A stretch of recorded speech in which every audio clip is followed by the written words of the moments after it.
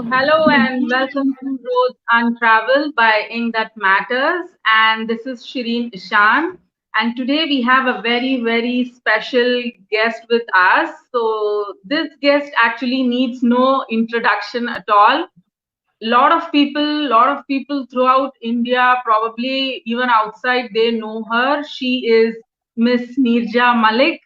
She is a cancer conqueror. She is a cancer counselor. She is an author to the book I Inspire, where her journey, she's actually told all the readers about her journey as to how the cancer life was like, and even after that.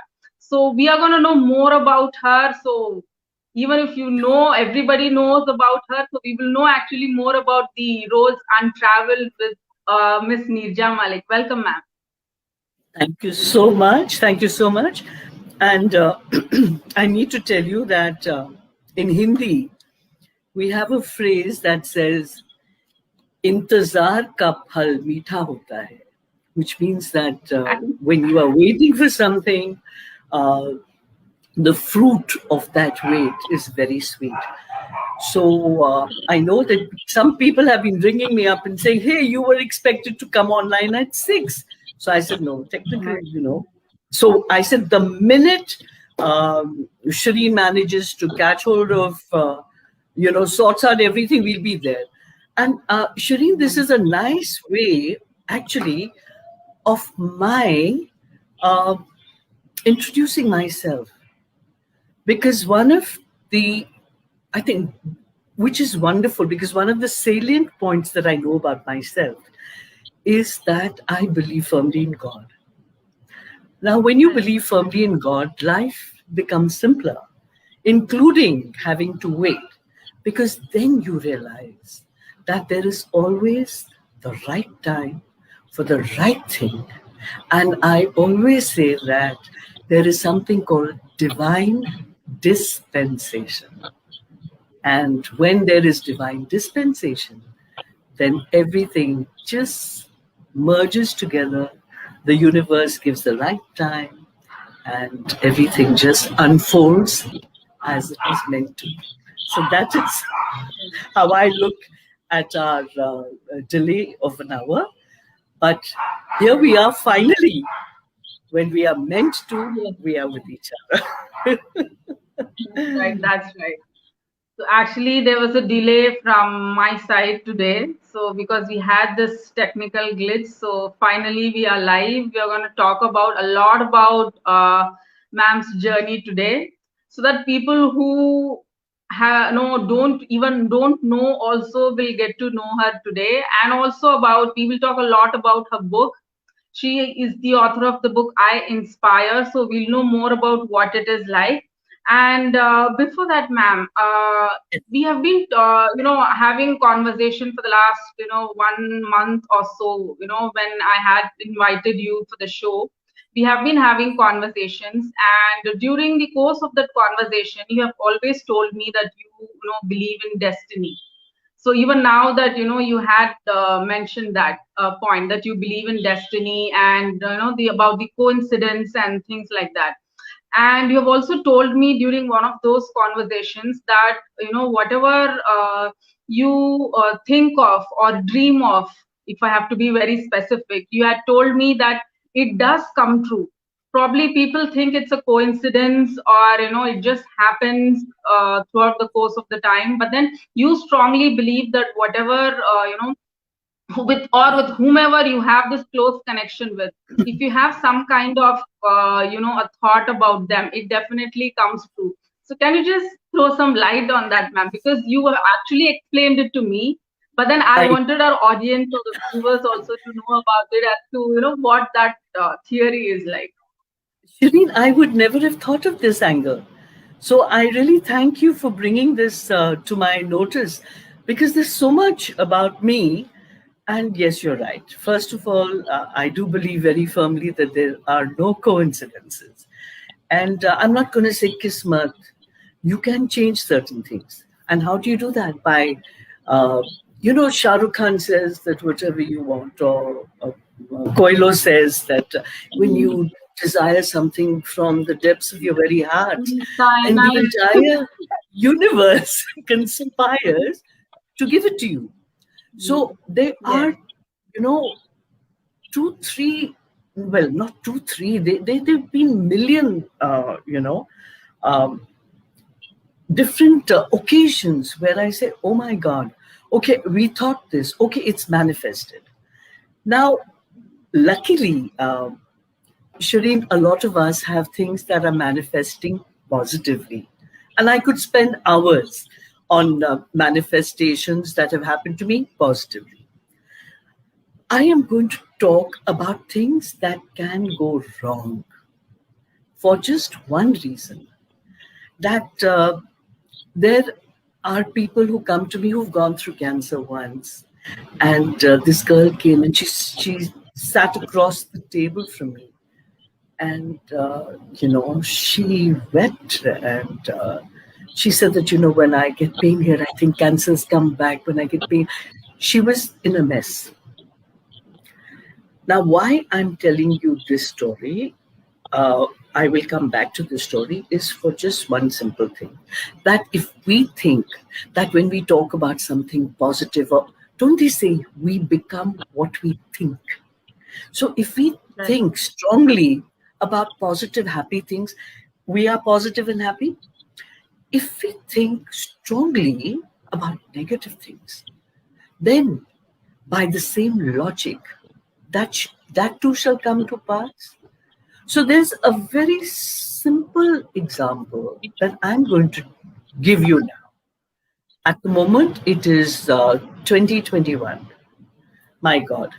So this happened in 1981 December. All right. So we were living in London, and my husband was the export manager for Hindustan Divas. And so when he was traveling to America, I decided to go there because we Punjabis have relatives all over. And I happily told people, I'm going on holiday and my husband is accompanying me on work. But this is what happened. One of those nights in December of 81 in Los Angeles at a cousin's house, we had put the husbands and the mothers in laws, the elderly to sleep, the kids to sleep, and three of us were yap, yap, on the staircase till 4 in the morning. We had so much to catch up on. And there's a lot of love in both sides, my mother's and my father's sides of the family. We cousins are as close to each other as real sisters and brothers. And guess what? After we finished talking, Shil, it suddenly, I think it was I who said, I wonder who next. And I didn't have to explain to them what I meant because in our family, we have had 40 cases of cancer in 3 generations. 3 of us, I, a cousin who's 9 months older, and another cousin who's 5 years older than me. And I say, I wonder who next. And they understand. They understand what I'm talking about. And 81, this conversation happened. 3 of us gave it breathing space. We brought our conscious minds together and we brought it into the atmosphere around us that yes, our family has a lot of it. And not only that wonder who next. And guess what? This was December of 1981. I was diagnosed Friday the 13th February 1998. My cousin, who was 5 years older than me, she was diagnosed in June of 2001. And my cousin, who was only 9 months older, she was diagnosed in 2008 October. And God is great. None of the other members, thank God, of our family. But what do I want to say here? That if you can become positive by thinking positive and let positive things manifest in your life, I want to show you that when you are negative, then this is what that too is given to you, because the universe does not is not able to understand negative and positive. It just hears or picks up what you speak, and words have power. So we really must be very careful when we speak, especially when we add it after I am. Because whatever you say, I am, that comes to pass. So if I tell you, if you ask me, Neerja, how are you feeling? And I'm feeling fine. And I say, Shireen, thank you for asking. I'm on top of the world. Now what happens? These words go up into the universe and they get magnified, let's say 1,000 times, and they come back to me. So, having told you that I am feeling positive, I feel positive, I feel rocking, I feel on top of the world, etc. Now, with the same logic, Shireen, if you ask me, Neerja, how are you feeling? And I've got a little bit of a bad throat, and I tell you, Shireen, I've got a bad throat. And really, the weather's terrible, and so on. And the next day, you get worried and you want to ask me, Neerja, how are you feeling? You bring me up. And I'll say, didn't I tell you, Shireen? Yesterday, I just had a bad throat. Now I've got fever and body pain. Do you understand where it's leading me? I have cells in my body. My body is made out of cells. So what do these cells do? I have to behave with them as if they are naughty children eavesdropping into my thoughts, into my conversation. So if I say, I'm rocking, I'm on top of the world, the cells say, oh, she thinks she's rocking, she's on top of the world, let's make her so. Ye bhi kya yaad rakhegi. Okay? And that's what I am. But if I'm complaining, if I am grumbling, if I am indulging in self-pity, why me, etc., etc., and I'm telling you, Shane, yesterday though only this happened. Today, this and this and this. What are my cells doing, Shireen? They're listening to me. And what is the trait of a human being? A human being always wants to be proved right. So the minute I say, yesterday only this, today this, my cells say, oh, that's what she thinks. Let us make her feel that she's right. So they make me feel sick. So you understand where I'm coming from. Right. That we have to be positive. Not we have to. When you do something again and again, doesn't it become practice maketh perfect? So it's the same thing about thinking. You think positive, it becomes easy. It becomes a part of your psyche. And then nothing can hold you back. So does that answer one of those questions? And this 2-3 times what has happened is that I was in London and my aunt was very young. I got up in the middle of the night and I felt as if I was going through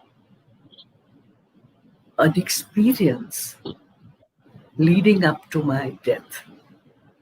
And I can see my family, and it's not her going through that experience. It is as if I'm within, and it's actually happening to me. I see my mother, my father, my sister, my brother-in-law, my uncle, my nephews, and my aunt who is not feeling good. She had blood cancer.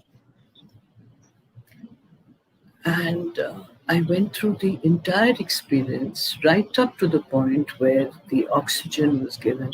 And finally, one by one, my organs gave up on me. And the last thing that actually went was my hearing. And I could see this tunnel. of bright, lovely light, which I went towards. And then I woke up. I woke up with cold sweat. And then I realized that, oh my God, this was a nightmare.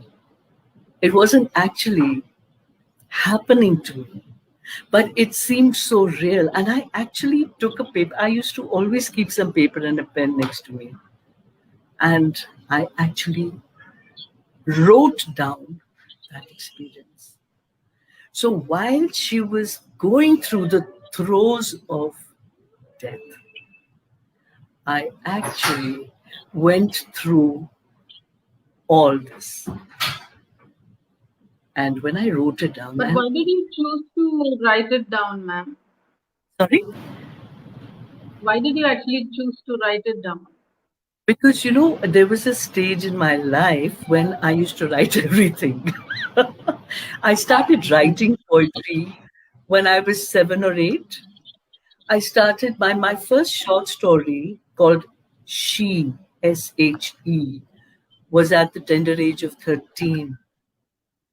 And so that is why. And I always had paper and pen. And I remember just waking up because tears were flowing down my eyes.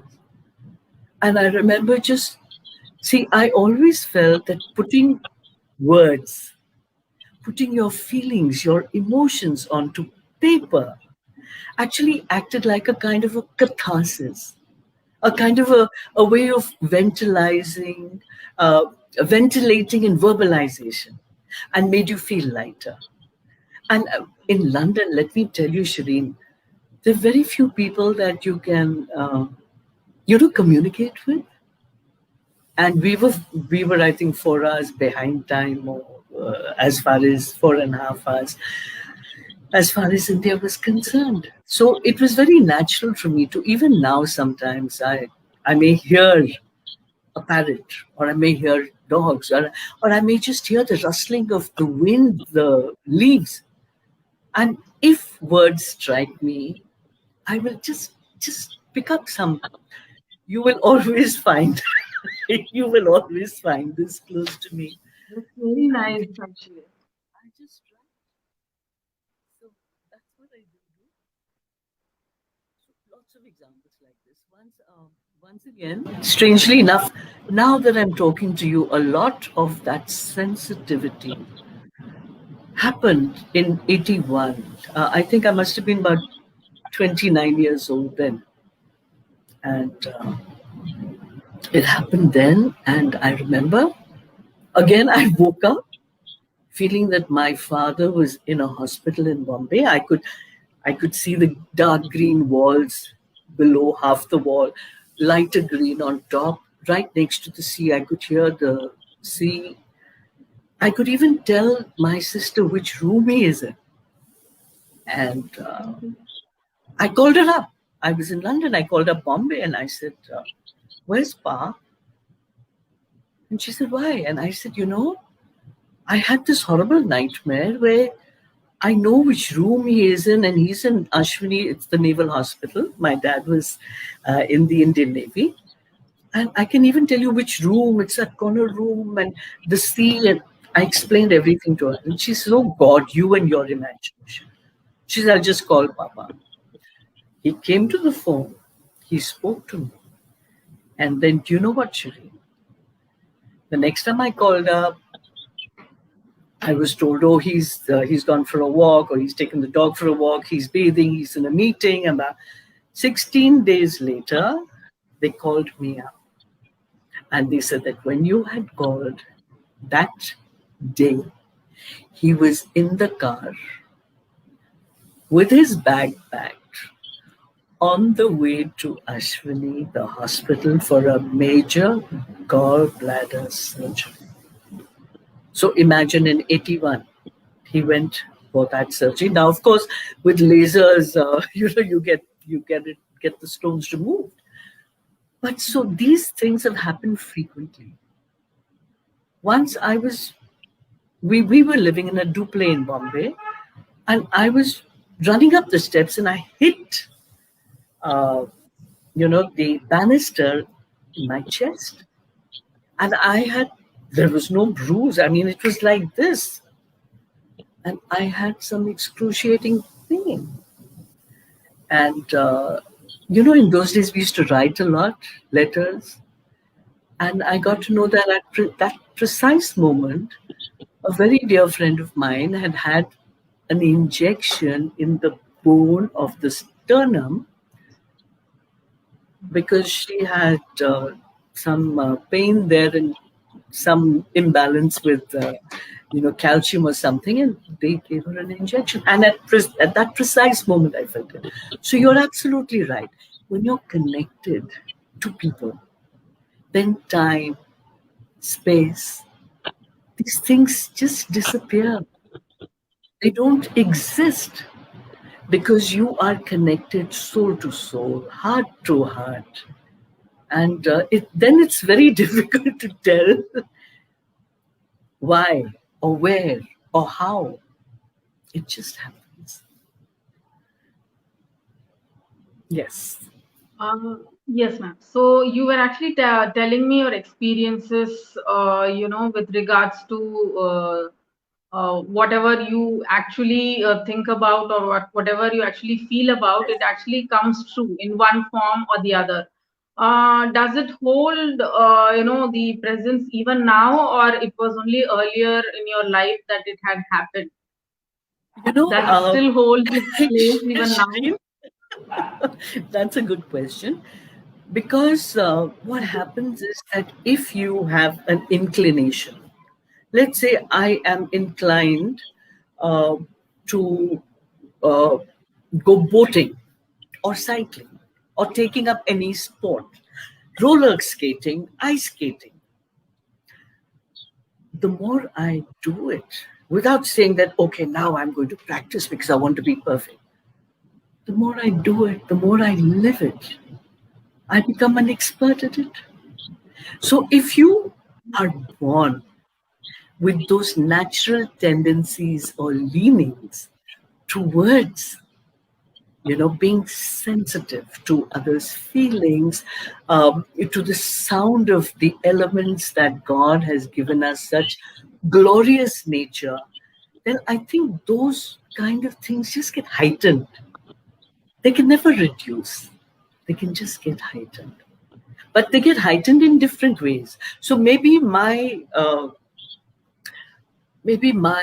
heightening is, let's say, in a more abstract manner. I can feel what my patients are going through. I can feel how, if I say this, it will help them.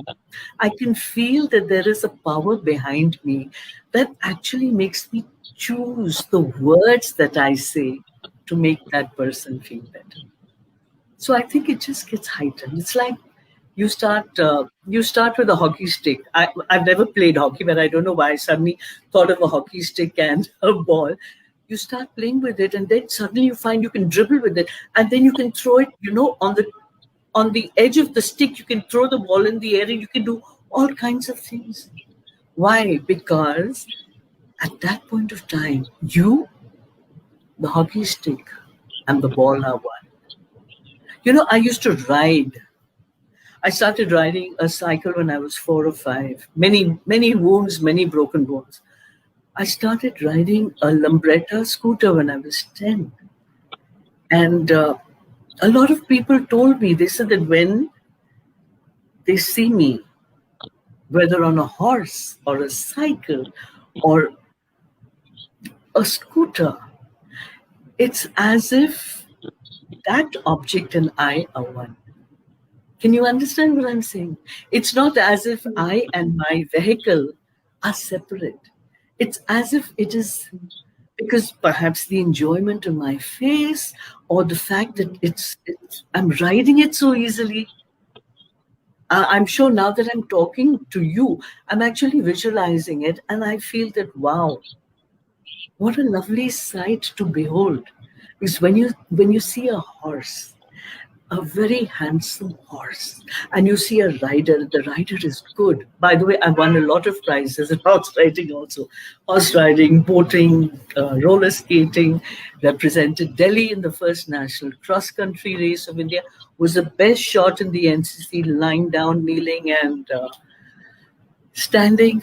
So I've been very lucky to be exposed to all these things, and think to myself, wow, what an awesome sight, right? Um, Ma'am, you just told me that you become what you actually feel like, what you experience or what you talk about. Say people who are actually they've got cancer or any other pain or hurt for that matter. When you go talk to them, probably you motivate them or talk to them in a positive way. How far do you think is the success rate in lessening their pain or hurt?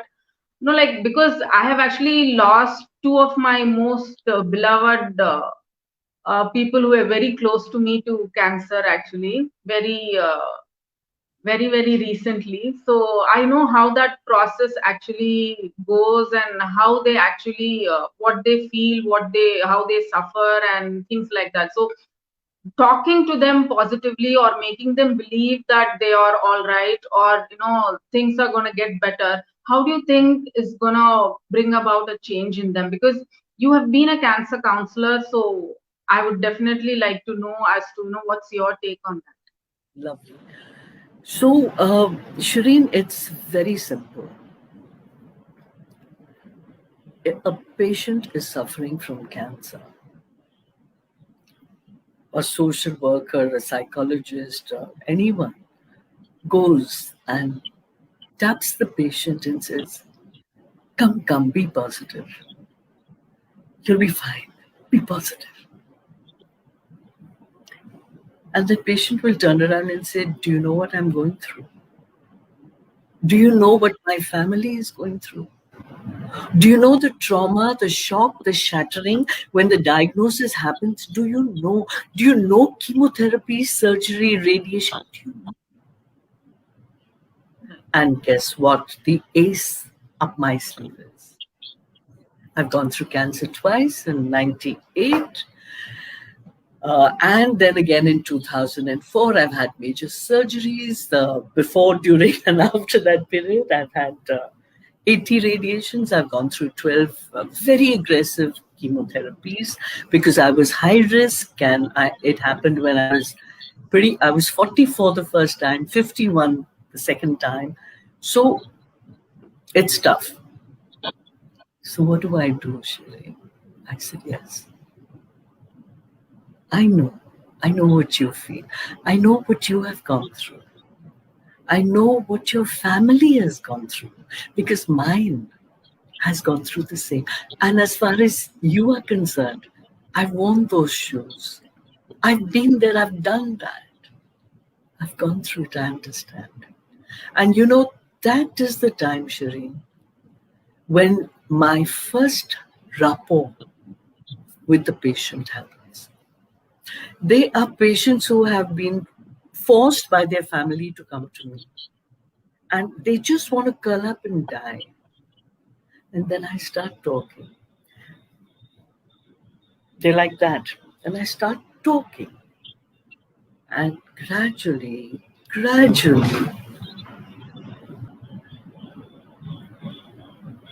they're fully attentive.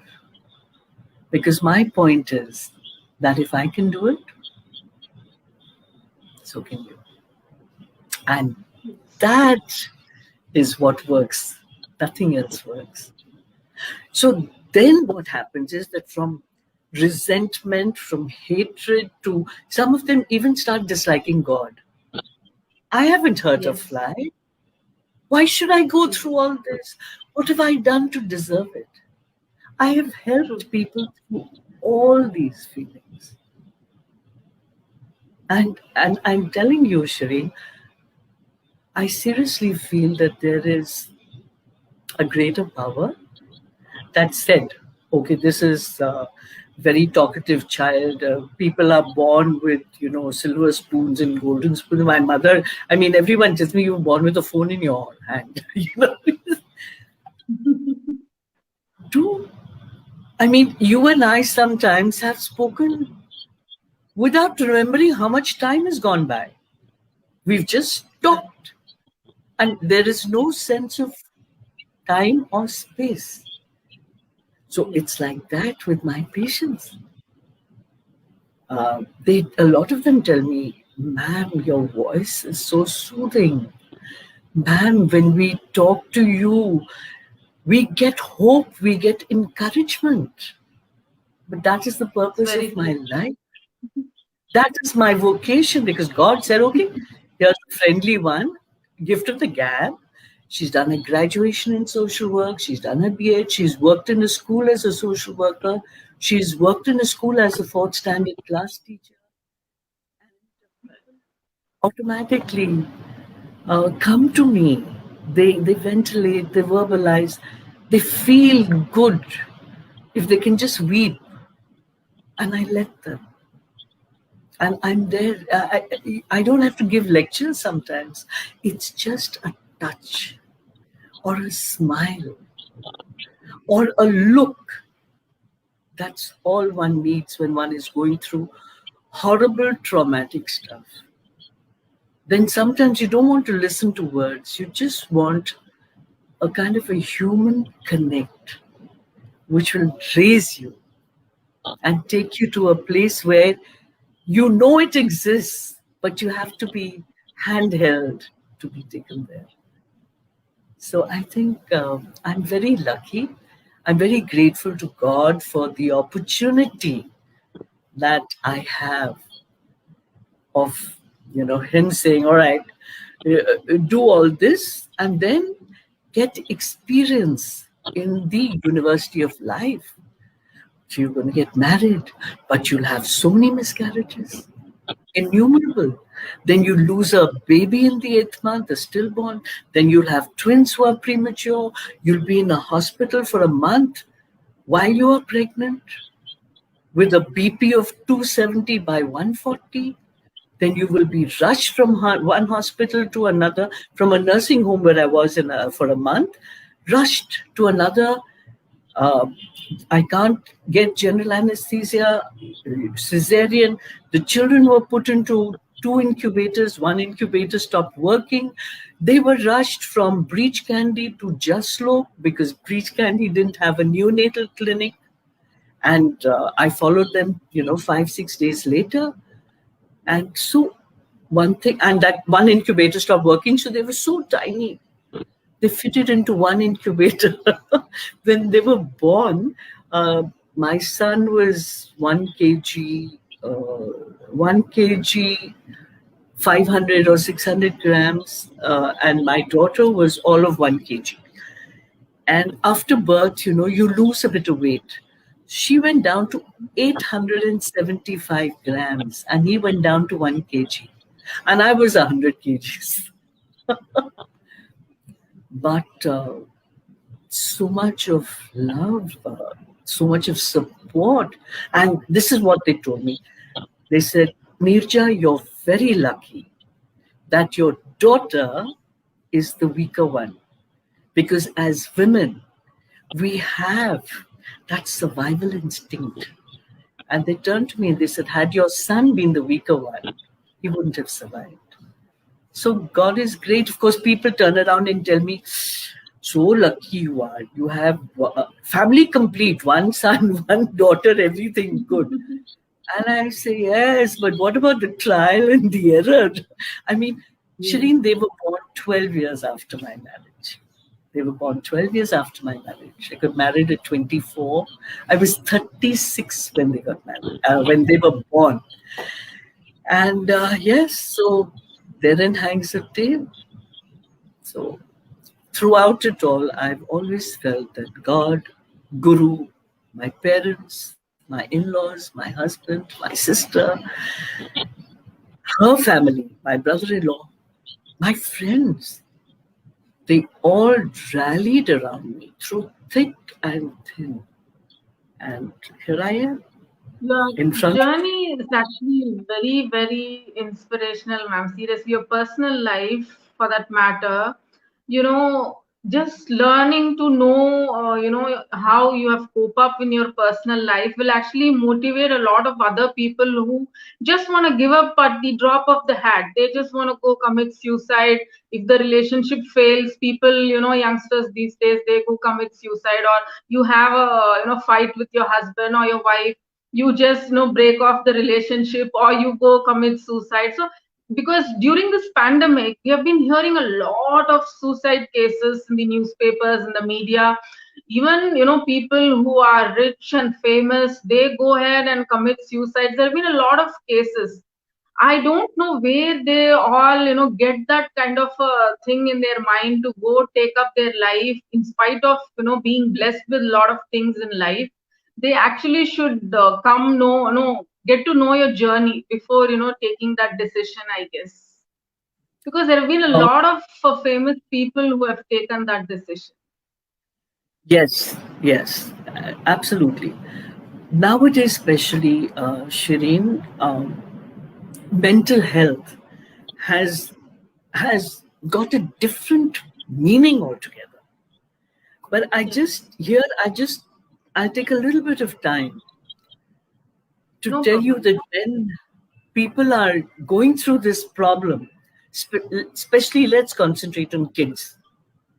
Okay, Yes. let's concentrate on teenagers. Let's concentrate on, what I do when I talk to children or when I talk to the youth.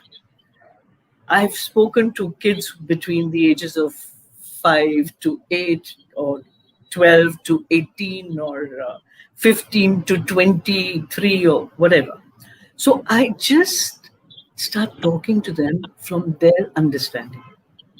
And the first thing I tell them is that, when I was your age, I used to feel very self conscious because you think that people are talking about you. As you grow up, you realize that no one is bothered. But when you are going through that phase where you feel persecuted, it might be self-persecution. When you feel no one understands you, when you feel that your parents don't know how to treat you, and you bang the door shut, you go and lock yourself into your room. You know what I tell them? I tell them, just remember one thing. Your parents love you. Your family loves you.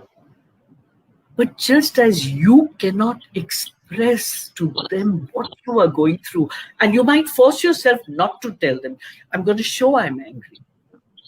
Your parents love you. They're not able to express the love for you. And you're not making it easier for them by getting into your room. I want my privacy. What are the phrases the youth talks about now? I want my privacy. I want my space. Yes. But what Exactly. helps you out of it? Communication, love, touch, hugs and kisses, understanding, talking, being together. So you get into your room and you bang the door shut. Your parents are outside trying to say, we love you. They're unable to express. So, what should these young ones do, especially during the pandemic? See, I used to love going for movies. I haven't been to a theater for more than a year or so. That was my way of unwinding, my way of letting myself go loose, my way of recuperating and rejuvenating. Can't do it if I am feeling the pinch. What about kids who spend the whole day together? What about kids who used to just go to the beach and run along it? What about kids who go for movies, to the restaurants for watching a play, or just, getting together downstairs and creating a hangama? So it's very difficult for them. Now, the good side is that everyone has a cell phone. Practically everyone has a laptop. And people do have friends who can communicate. The important point I want to make here, Shireen, is that each child, forget child, each person going through some kind of a mental health issue, which, by the way, from the outside, you can turn around and say, oh, how simple it looks. It isn't. Because if my mind is going crazy, and my mind has got all the thoughts, and they're twirling around like worms. You know what Paramahansa Ramakrishna said about the mind? He said the mind is a monkey. Not only is it a monkey, it's a mad monkey. A monkey that is being bitten by a scorpion, which is not only a scorpion, it's a mad scorpion. So imagine, when you have that, you can go berserk. Any person in their right mind can give up. But what do I tell people? I said, remember, consolation. You've heard of the word consolation. Be consoled that you are not the only one. There are so many people who are going through that simultaneously. So remember, you're not alone. Remember, in these tough times, everyone is going through that. And one thing I'll tell you, when I've addressed so many 5,000 kids in universities at the same time, I've taken a mic and gone through them, and they've touched me and they've hugged me and they've talked to me. I just tell them one thing. I go around distributing about 20 positive thoughts. And if you say the simple things like God is great, or every day, in every way, I'm better and better and better, this too shall pass. It is wonderful to have an attitude of gratitude. Every little cell in my body is happy. Every little cell in my body is well. I thank you, God.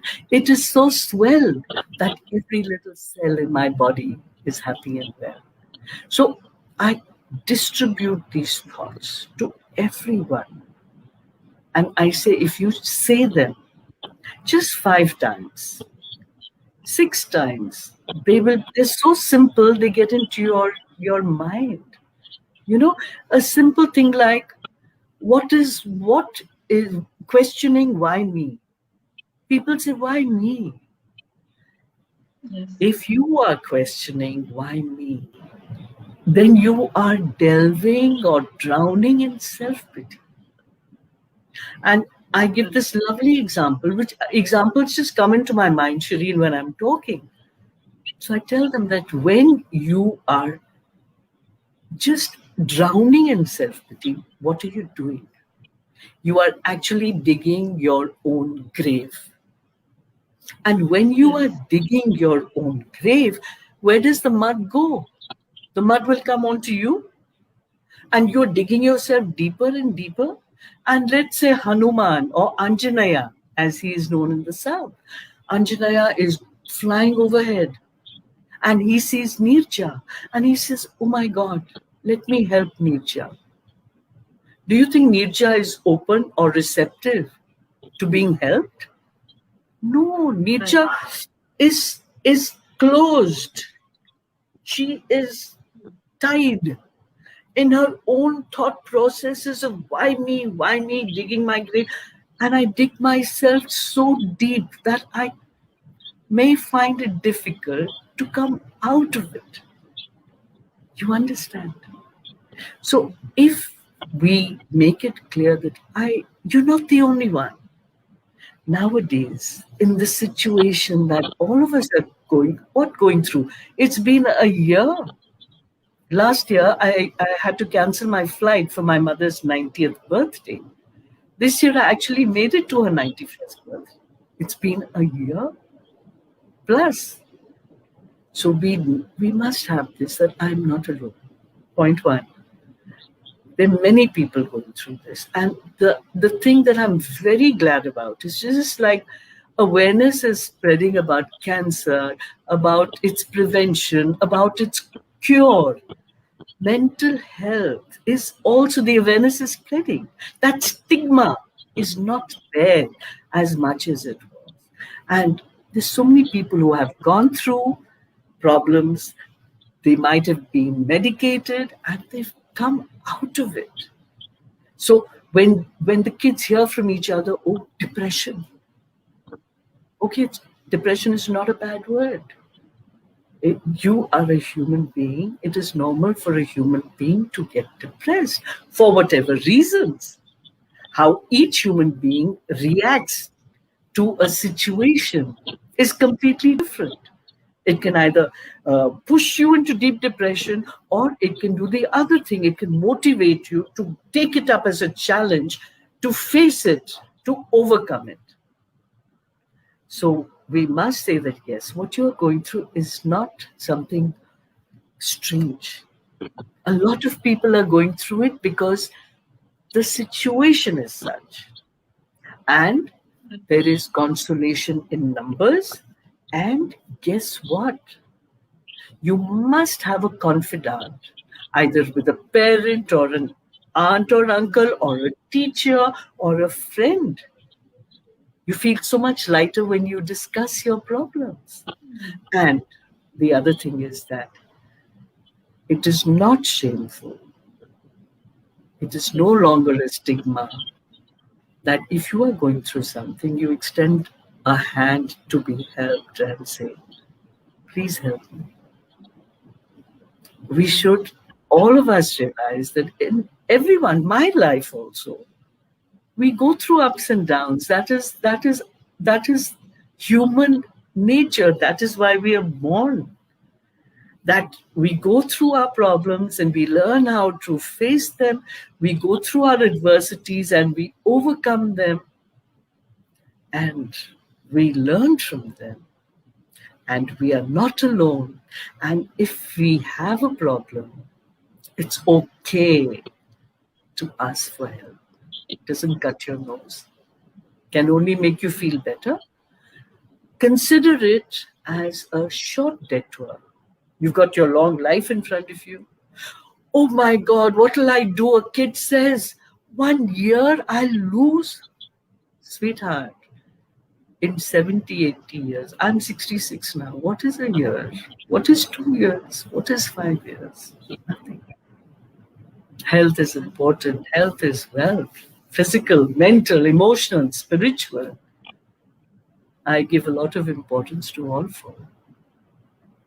And that matters. A lot of people actually lack that confidence. So probably that is why they are not able to, get along in their life. They don't have that one person to whom they can actually go to. So maybe that is the reason. You're right. But nowadays, Shireen, we're very lucky. Now, for instance, I know a lot of people who, when they hear me talk, they say, how can we listen to you? And I said, just go to YouTube and just type in my name correctly, Neerja space Malik, and you will find a whole lot of videos. And when I start counseling a patient, I must tell you this, I promptly say, no going to the net. Going to the net to find out about your disease is banned. And they said, what? That's very true. Isn't it true, Shireen? Because, okay, I'm reading up on some disease and I'll say, this cold running nose, I've got it. Everyone now is so scared of COVID. Anything happens, oh my God, should I get it tested? Which is rightfully so, you have to be careful.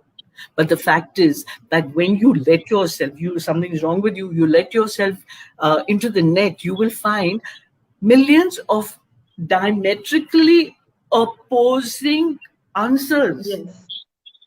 So where do you go? Idhar jaun ya idhar jaun? I'm confused. And I say, oh, this, I've got it. And I become a hypochondriac. So I tell them, I said, you will not go to the net. The only time you are allowed to go to the net is if you want to do homework on me, if you want to read up on me on Google, if you want to hear my videos, see them, go to YouTube. And then Because I know, what do I know, Shireen? I know that I will never have said anything negative. So I don't mind. It's an open thing. Go and watch any video of mine. And they do. And they come back. And I said, see, these are the advantages we have now. I have people who I'm counseling the world over. And they don't have to be in the same city. I'm speaking to them on the phone. I'm saying all kinds of things. And they're communicating with me on WhatsApp Zindabad. So it's fantastic. So these are the advantages that you have. Yes. Ma'am, what actually kept you fighting? Did you ever think that you are, actually going to lose the battle anytime in your life? What Of course. actually kept you going? Because anybody can have that thought very easily. And with your kind of, the life that you've gone through, did you ever think that you're going to lose the battle anytime in your life? I'm as human as the next person, Shireen. And there were times when my chemotherapy was very aggressive. There were times when I needed to sit on the edge of my bed because if I touched my body anywhere, my thighs, my back, any part of my body would touch anywhere, it would hurt. And I remember sitting right at the edge of the bed. And I remember my head was on my hand. I was near giving up. And then, like I said, there is so much of faith and trust in me. Every time I went for a chemo or a surgery, my father would put his hand on my head and say a mantra. And I felt that same pressure. And I looked up. Now, see, call it illusory, call it faith. That pressure, which I felt was my father, touching my head and saying a mantra, I looked up and I found Shirdi Sai Baba. Okay. And immediately all that went away. Every time I've gone into, now this has been 23 years, and my family is very deeply attached to the Ramakrishna mission. So since 1988, there is a mantra that I have been given, initiated. Anything that goes wrong, that mantra is part of my psyche. Now, when you are being wheeled into a CT scan room or a PET scan or anything, it scares you because you're alone. When the radiation is coming into you, no one is allowed to be there. And there is a wall there, people are seeing you, you don't have your clothes on, you're feeling cold, and you have to be in one position for 45 minutes so that they can simulate, they can get the exact markings of where your radiation should go. When all this is happening, you can either break down or you can, like someone who's drowning, you hold on to a straw or a boat or something, a paddle. And that has always been my mantra. And not only my personal mantra, you have the Gayatri mantra, you have the Mahamrityunjaya mantra, you have Asmin Bara, you have it all. You have such beautiful Buddhist chants. You have La ilaha illallah Muhammadur Rasulullah. Thank you, God, for the world so sweet. Thank you, God, for the food. So many things that they're there for you to pluck, from a tree that is laden with fruit. You need to know it's there and you need to pluck it and you need to enjoy it. So when you're That's getting indeed. in There, everything is cold. You're wheeled in. There's no one around you. You can't ask your family and friends to be there with you. It's you, your thoughts, your God, your guru, your family, your emotions, and then you start. And I'll tell you what I did when I was diagnosed. I ran to my father and I said, Papa, I'm going to fight cancer. Do you know what my father told me? And he's from the Indian Navy. He got a mention in dispatches in the 1971 war.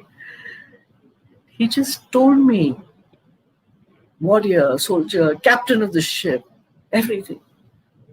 He said, Beta, why are you using an aggressive word, fight? It is aggressive.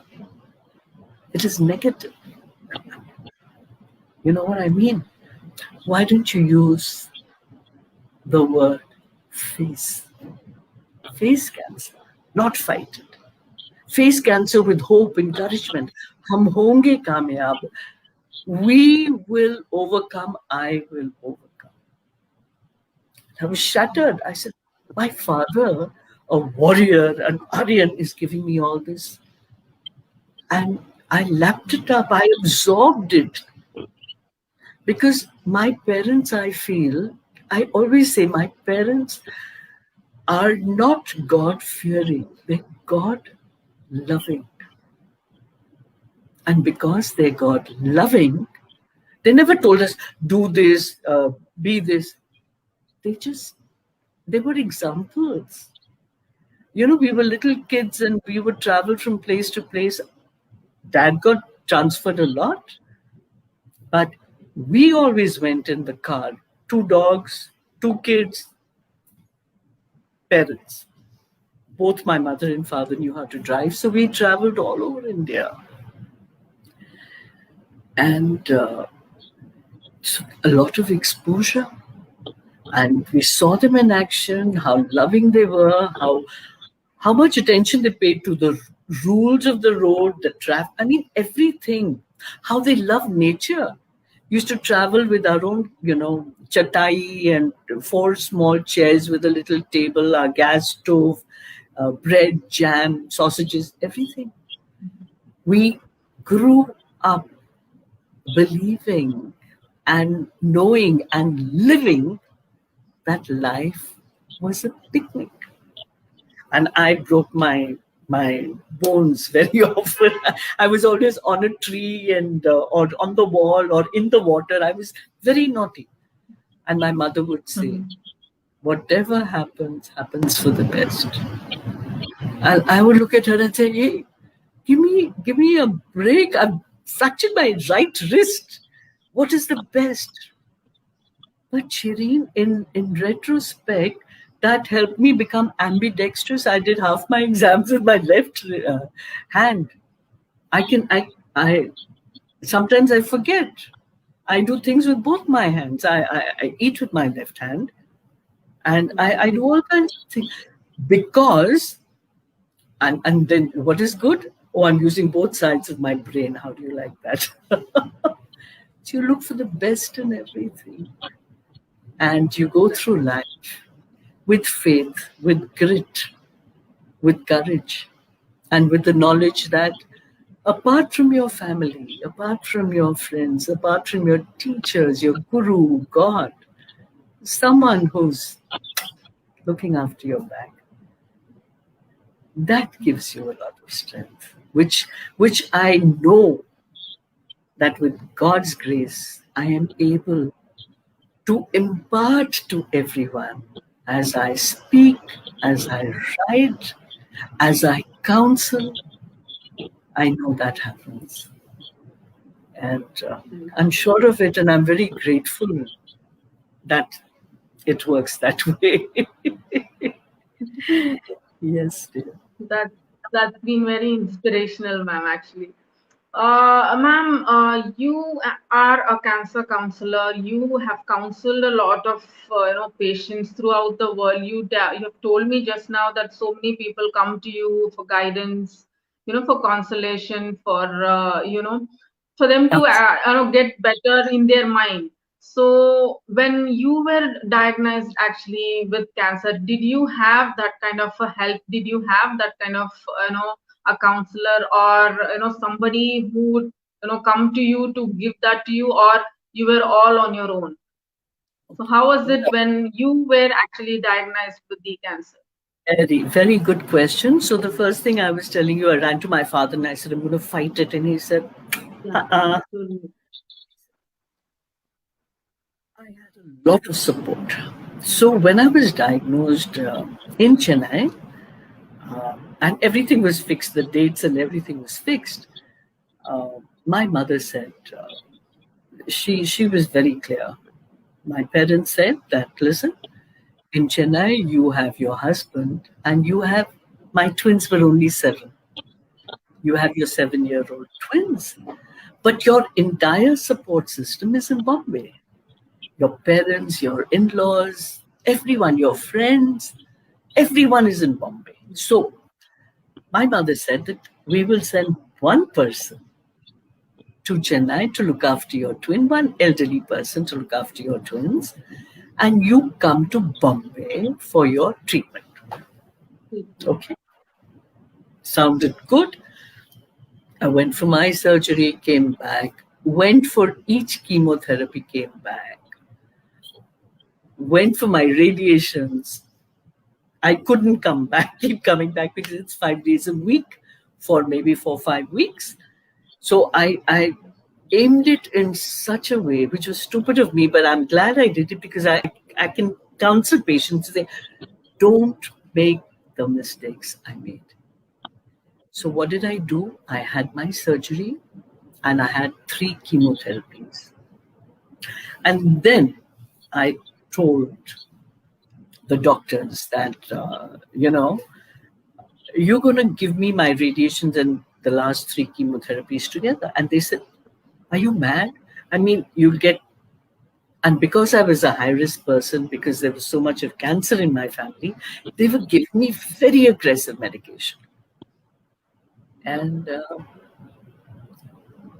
I said, no, my children's birth date is the 5th of July.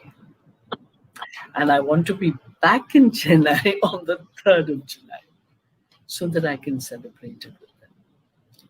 And they said, please don't, because we're giving you such aggressive treatment that your chemotherapy is from within every 21 days and your radiation is from outside. So you're going to get beaten, which is 5 days a week, Monday to Friday, and you take a break Saturday, Sunday so that you don't burn up.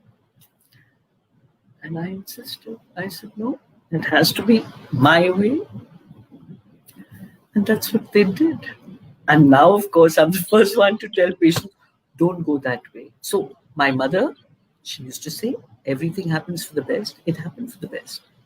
Because I know that when I'm counseling patients, I tell them I'm so happy I did wrong things during my treatment. Because I'm able to tell them that, listen, this is what I did. This is where I went wrong. Don't repeat my mistakes. Learn from them. So that helps a lot. So I finished my surgery. I got home. First of all, the day I was discharged from the hospital, my brother-in-law and sister took me straight to Regal Theatre. And we saw Titanic, which is a 4-hour movie.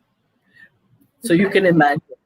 Wow, I loved it. It was a great beginning because I think in my first treatment, I saw 52 movies within a short span of time. And then I came home and I was in bed, and then someone came to visit me. And this person, I asked her, she was speaking very sweetly. She sat next to me and I said, what do you do? And she said, well, I run a cancer support group. Shireen, my heart burst with happiness. And I said, wow, that's what I'm going to do when I get back to Chennai. I am going to start a support group.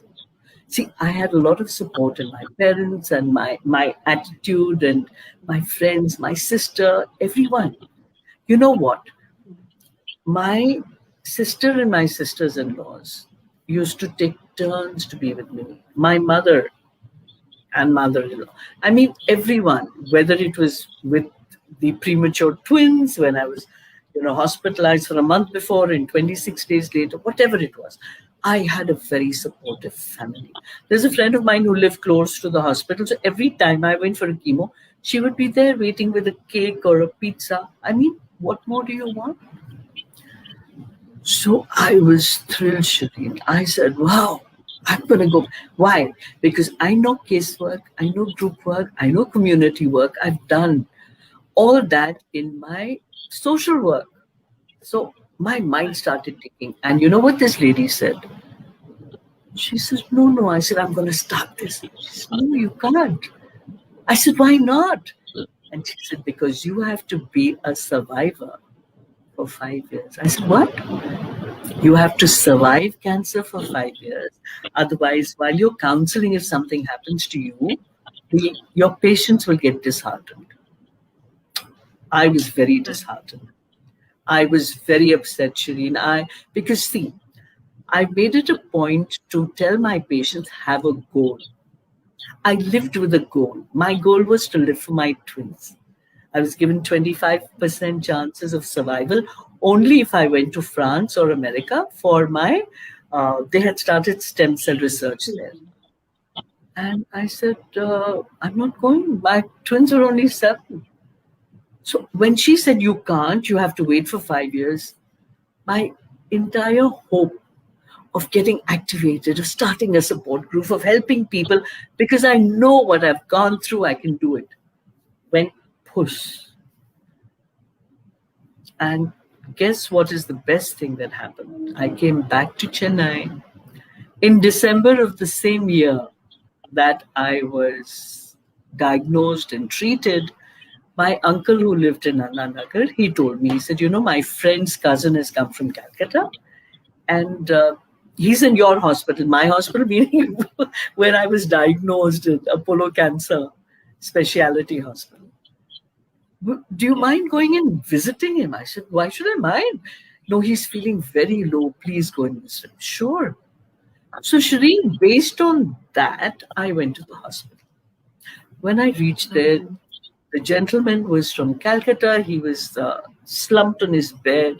And it was a Muslim family. The wife was crying into her dupatta.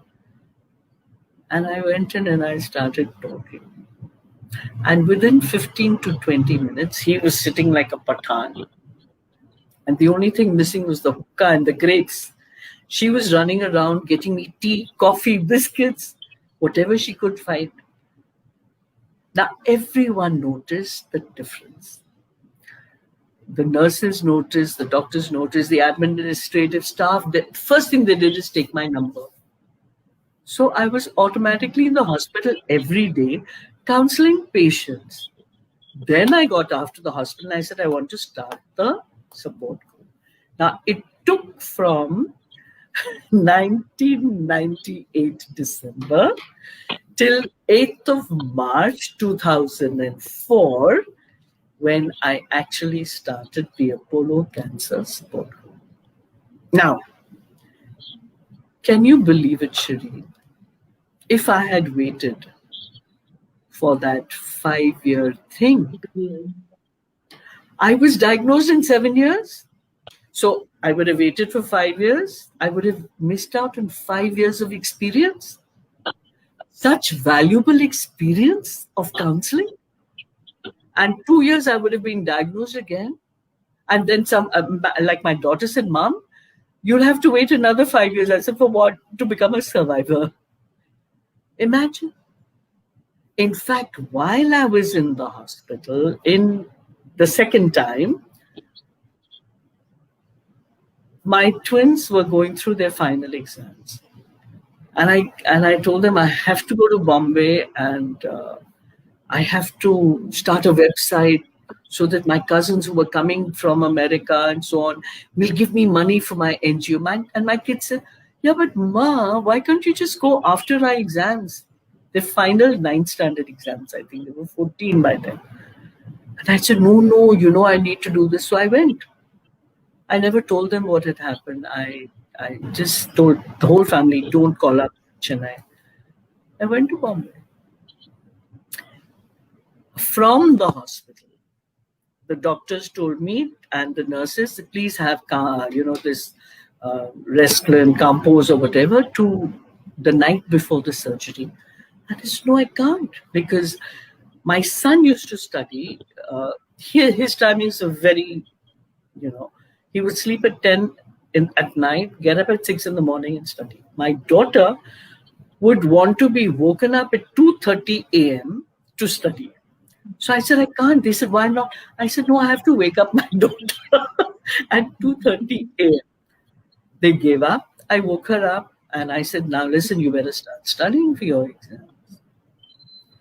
From the hospital, Shireen, when I came out, I got a call. See the advantage of a cell phone. No one knows where you are. I got a call from a friend who said, my wife has been diagnosed. I had not even come out of my anesthesia. And I gave him gyan about which hospital to go to, which person to connect with. And after giving everything, this is chemotherapy, this is what radiation is, blah, blah, 21 days, the whole thing. And then I said, listen, if you want to meet a counselor, I will send you the name and telephone number. And he said, Neerja, why would I go to anyone else? I'll come to you. And I'll say, that is a little difficult because I'm in Bombay. They were obviously in Chennai. I said, I'm in Bombay. And I just had a surgery. I haven't quite gotten out of the effects of anesthesia. And he was shocked. So after some time, when I came back, I told him, I said, hey, you never got in touch with me to get a counselor. He said, when I told my wife that this is what Neerja said, these are the doctor's names and blah, blah, blah. And then when I said that we'll come and meet you, she said she's in Bombay and she's just coming out of it. You know what his wife said? And he told her, he said, I can get you a telephone number if you want a counselor. She said, no, I don't need a counselor. Because if Neerja could do that from the hospital bed, I'm inspired. I don't need a counselor. Mm-hmm. She can do it. I'm going to try. Exactly. So, Shireen, the thing is, without my realizing it, You inspirational, actually have motivated. I'm living it. You understand? And I'm living it happily, gracefully, with full enjoyment. But what is a Gita? What do they say? Your thought, your word, and your action. These three should be one. I'm loving it. Then I actually, when I was coming back on the 3rd of July, no, not that was the next time. When I was coming back after my treatment, I'd actually fixed up with a doctor to meet a patient on the 11th of January 2005. And I went straight from the hospital to, from the airport straight to the hospital because I'd fixed up an appointment. The patient was there, the doctor was there, and that's what happened. So I think things just work out. If you're passionate about something, which I am about, Yes. this is it's my life, it's my vocation. And see, it works both ways, Shiri. When I see a smile or I see a patient come out of it, I see that from resentment and terror and misery, the patient is full of hope and wow, I get an adrenal rush. My happy hormones and endorphins grow. So Right. it's not only helping them, it's helping me. True, very true, very true. In turn, it is actually helping you, your mental health and also your physical health. There you go. Ma'am, And actually, beat cancer or any other thing that you're suffering or you're going through. These caretakers, play a very very major role in that. Without caretakers, actually, I think it will be very difficult for anybody for that matter, however they are charged up or however they are strong enough. You need a caretaker because everybody is a child at that moment. You always need a caretaker when you fall sick or when you're not well and things like that. So now that you are actually a cancer conqueror, what would you actually tell the caretakers to do it differently to the people who actually are going through tough times? If you can just throw some light on that. yes, so what happens is, I have gone through cancer. So Cancer Conqueror, Cancer Conqueror, and Cancer Caretaker. Because in our family, as I told you before, Yes. we've had a lot of people. My paternal grandfather, my paternal grandmother, my father, his two sisters, my mother's two sisters, many of my father's cousins, and some of my cousins, as I was telling you. So I have been a caretaker also. And plus, I've had my family take care of me when I've been, you know, going. I had septicemia in 2018 when I needed 210 injections in the jugular because the veins in my feet uh, had given up, and I can't use the veins in my arms because of breast cancer. So there's certain things that a caretaker has to be very sensitive about. Very sensitive. First of all, it's very easy to say, please put yourself in other people's shoes. But sometimes it's difficult. Right? And what happens, Shireen, is that a patient is going through whatever they're going through, right? And sometimes more counseling is required for the caregivers. More counseling is required for the family members and the friends of the person who's going through it. You don't know, it shatters everyone to different degrees, whether it is the daughter of the patient. I remember that I would just, in front of the patient, everyone is trying to act. I must tell you one thing here, that the family tries to build a facade. But when you have a small child, the mother has cannot explain to the child that, I'm upset.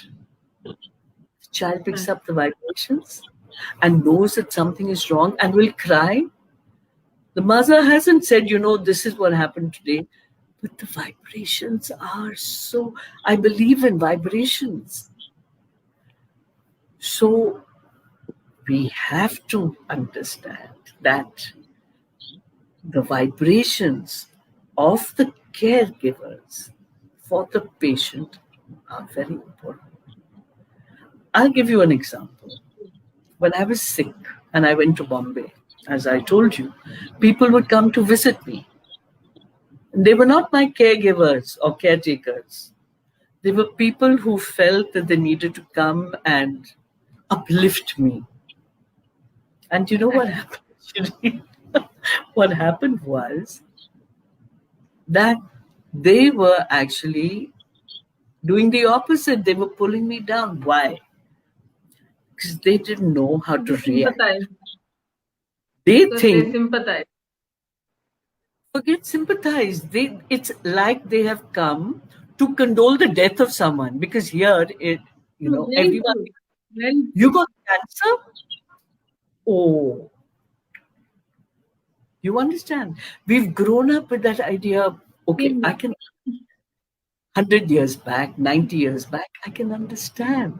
But we have progressed. Medicine has progressed. Science has not only have the chemotherapies progressed, but even the medicine that we take for overcoming the side effects of chemotherapy have improved.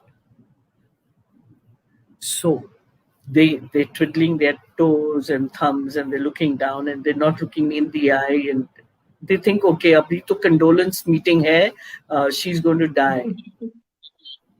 And I'm God. saying, you understand what I'm telling you? Everyone. That is why you said, what did you go through? Oh, I went through a hell of a lot.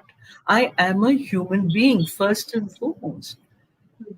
So now, how do I handle this? So I started chatting, like I'm chatting with you, except that we're doing it virtually. I started inquiring about their health, what they're doing, remembering anecdotes from my life, which were funny, sharing it with them. And finally, we were laughing as if nothing had happened. And then they felt foolish. They said that here we are, we're with the long faces, she's behaving as if nothing has happened. So had to actually, and sometimes people look at you, they look at you, oh God, you're going to die. I'm telling you, I used to have blinkers. There were certain people I didn't want to see, I didn't want to meet. And there were some people who would ring me up and say, don't do this, don't do that. My wife died. I was not even able to see her. Her blood count was so low, I couldn't even visit her. Voice of doom. I don't want to hear it. I want to be happy and healthy. So I had strict instructions that if this person rings up, I'm sleeping, I'm in the bathroom, I'm with the children doing their studies, I've gone to the hospital, I'm in a etc. So I started saving myself. And because I did that, I'm able to tell the caretaker that please don't put up an act. In fact, if you share your feelings, we're in it together. That is the kind of thing.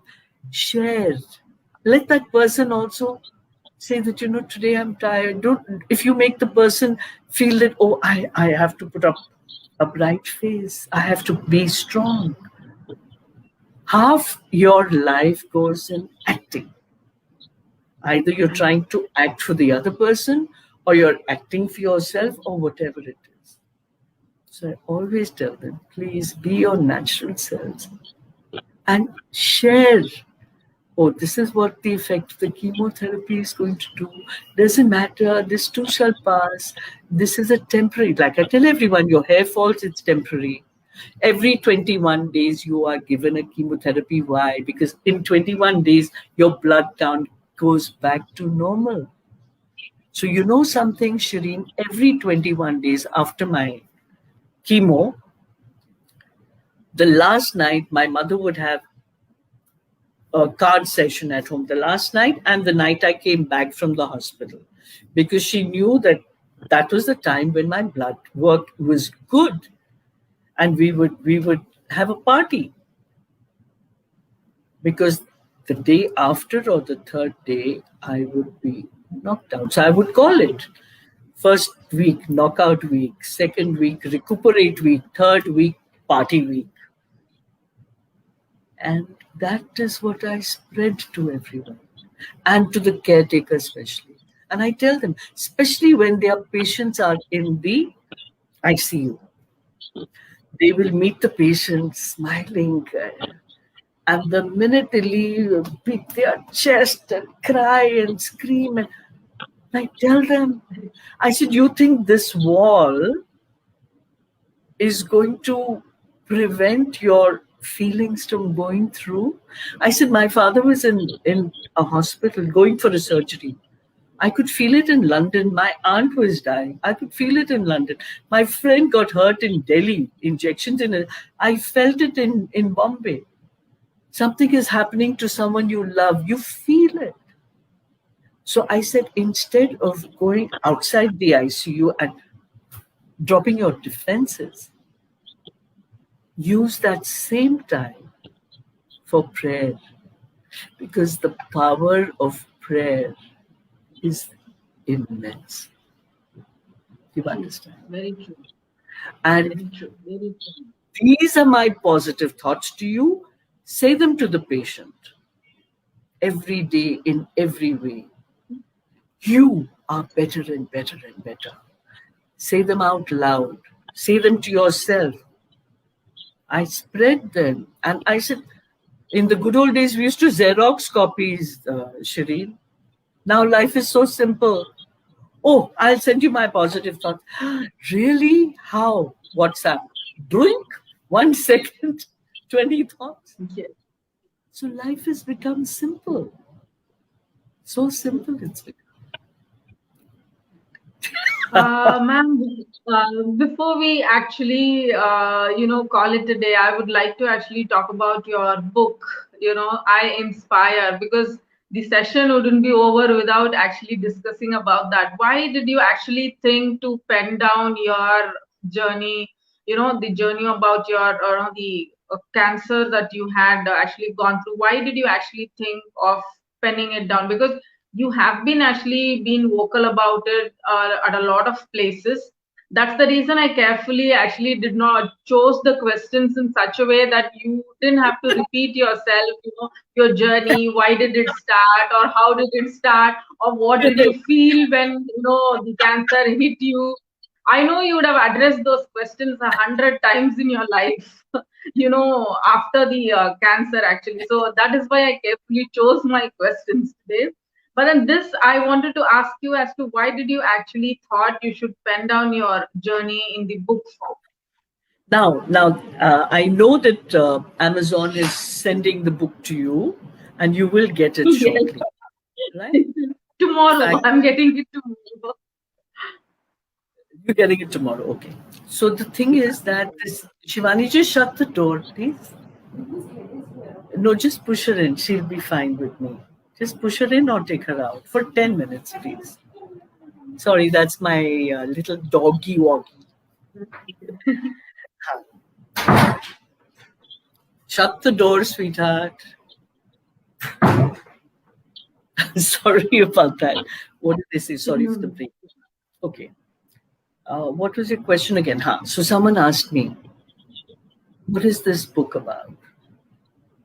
I said, it's I, me, and myself. So they said, really? 10 minutes. I said, really? And now, one thing I want to make this very clear to you, Shireen. They asked me the next question, which I'm sure has been in everyone's mind. Is it about cancer? And I said, well, cancer has been a part of my life, but no, the book is not about cancer. It is about my childhood, how I was born, what I was exposed to. I was born in Srinagar on the dining table. My father was in the Navy. My mother taught the deaf and the dumb.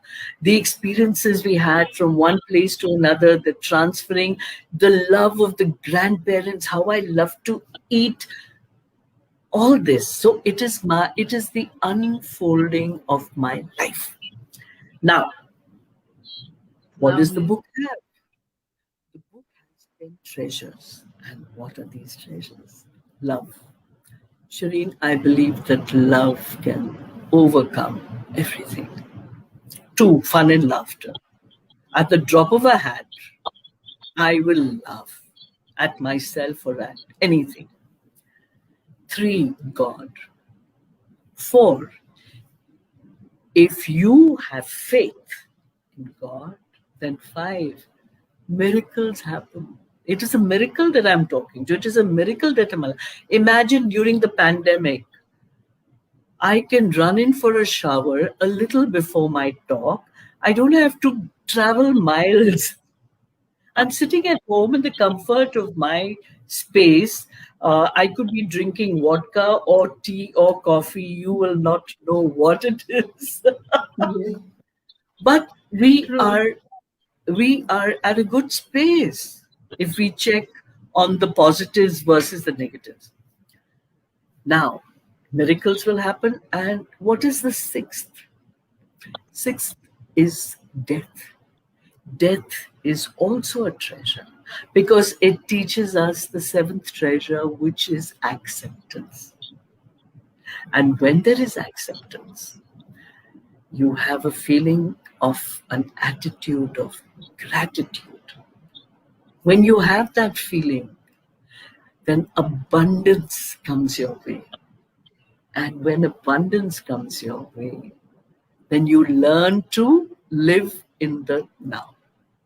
So these are the 10 treasures. And you have a good question. Why would I, when I'm talking nonstop or videos are there? I was shocked to find 70 of my videos on YouTube. I didn't even know. Why? Because I have gone through so much that any human being who meets me or reads my book will get inspired to face what they went through, which they will identify in my book for them. There was one girl who had a kidney issue, young thing, and a friend of hers bought my book and gave it to her. The evening before the surgery is the next day, she read it, and it's an easy book to read. It's like it's full of fun and laughter. She read it, and now she read. You know what happened to her when she went for her surgery? She didn't need the surgery. Her pain, which had been bugging her for a month or more, she just read my book and it disappeared. Now, God knows what miracle it was. When I took a friend of mine, her mother, through the entire process, 82-year-old lady, through the entire process of surgery, chemo, radiation, and all that, you know what she told me? She said, for me, I'll say it in Hindi because Urdu, she said it to me then. Neerja, mere liye pehle Allah, phir tu. You see the kind of love, the kind of faith. And I always tell them, they thank me. I said, don't thank me. That spark, that strength is in you. I just had to, clean the mirror so that you could see yourself. You're so strong. You're fantastic. You're phenomenal. You have done it. I have nothing to do. So that is the impact that I have made. And I know that my book, my videos, my talks are making an impact, making a difference. Yes, And they really do. I am so happy to be with you, Shireen, because, and one thing I want to tell you, the other day I read somewhere or the other that, something about a paid talk or something. And I want everyone to know, listen, I never pay to give an interview.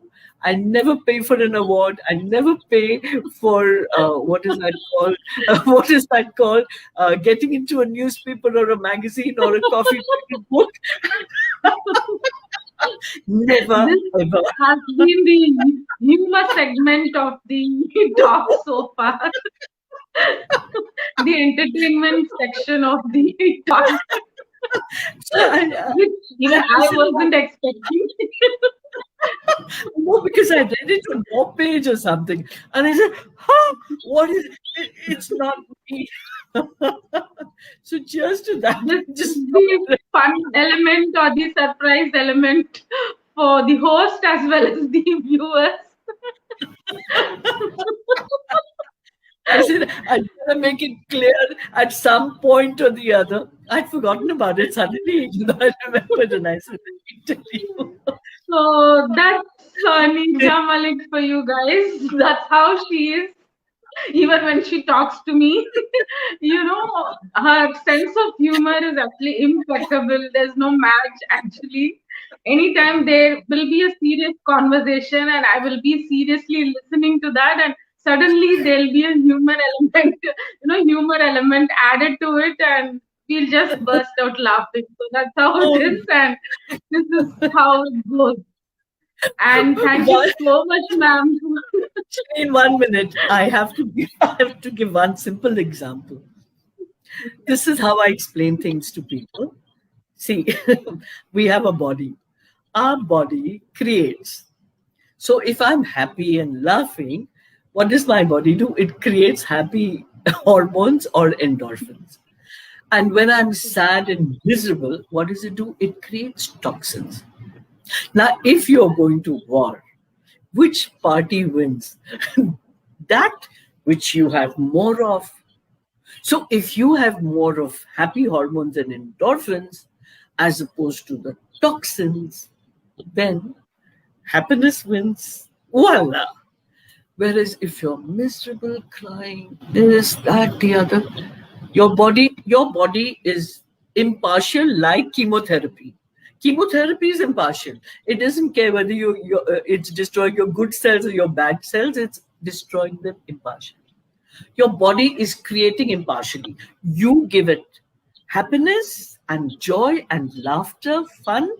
It will create happy hormones or endorphins. You give it misery, complaining, terrible times, tears, etc. Meena Kumari, it will create toxins. You get it, Shireen? So now, in whose hand is it? It's in my hand to decide as to whether I want to be positive or I want to be negative. That's what does it. So I wish all your viewers, our viewers, and you and your family all the very best in Thank you life so much for every. having graced the show today. And in spite of so many hiccups, you took your time out and spending time with me, and also in answering my questions. So it was definitely a hiccup in the beginning, but then we did close it up, beautifully and with a lot of humor intact. So that's Neerja Malik for you guys, the face of inspiration. And in case any of you have missed watching this episode live, this episode is going to stream in the YouTube channel of Ink That Matters. So not to worry, you can go ahead and watch the episode there. Anytime you feel let down, or anytime you need to talk to somebody, or anytime you need that push or motivation, you can go ahead and check out this episode that is today with our guest Neerja Malik. Thank you so much, ma'am, for having come today. You and God bless everyone.